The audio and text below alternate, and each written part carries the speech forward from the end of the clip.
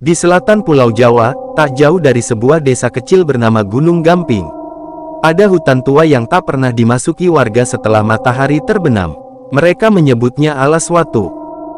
Konon, hutan itu bukan sekadar lebat dan sunyi, tapi menjadi lorong antara dunia manusia dan sesuatu yang lain. Tiga mahasiswa dari Yogyakarta, Dina, Ardi, dan Lintang, memilih untuk berkemah di tepi hutan itu demi tugas dokumentasi. Mereka tertawa-tawa, menganggap cerita warga cuma mitos. Tapi malam itu, mereka akan tahu bahwa tak semua cerita rakyat bisa diabaikan.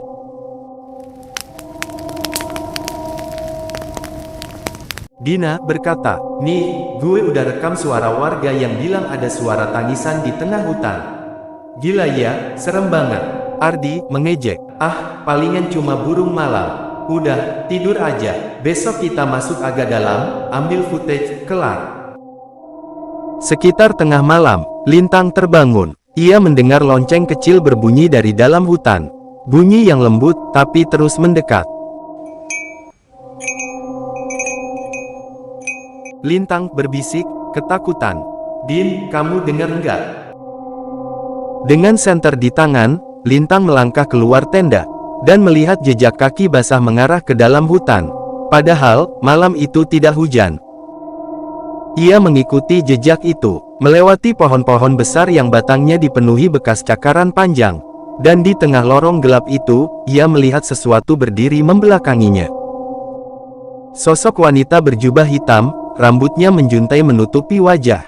Tangannya menggenggam kepala hewan. Perlahan, wanita itu berbalik.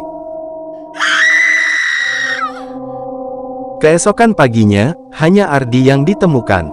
Terduduk di dekat tenda, tubuhnya gemetar, bibirnya komat-kamit. Matanya kosong menatap ke arah hutan dan hanya bisa berkata satu kalimat berulang-ulang. Ardi lemah, bergumam terus-menerus. "Dia jalan tanpa kaki, dia jalan tanpa kaki, dia." Dina dan Lintang tak pernah ditemukan. Dan di ujung hutan Alas Watu, penduduk kini sering melihat dua bayangan berdiri di bawah pohon besar. Salah satunya membawa kamera, yang satu lagi menatap tajam ke arah desa, sambil tersenyum. Selesai. Terus dukung channel kami dengan cara follow, like, komen dan bagikan supaya kami bisa menyajikan konten horor selanjutnya. Terima kasih.